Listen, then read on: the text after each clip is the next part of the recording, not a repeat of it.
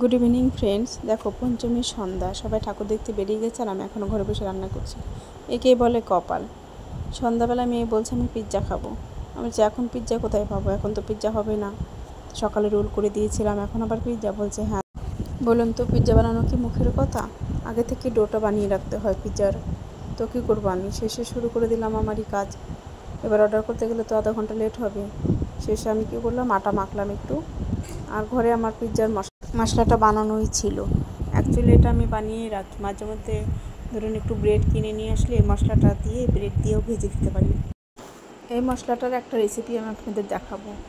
এটার হচ্ছে গাজর, পেঁয়াজ, ক্যাপসিকাম, বিনস, যত রকমের সবজি আছে সমস্ত সবজি দিয়ে একটু ম্যাগি মশলা আর গোলমরিচের পাউডার এটা দিয়ে আলু সেদ্ধ করে খুব সুন্দর করে ভেজে রেখে দিলে আপনি 7 দিন 10 দিন ফ্রিজে রেখে দিলেও কোনো অসুবিধা হয় না।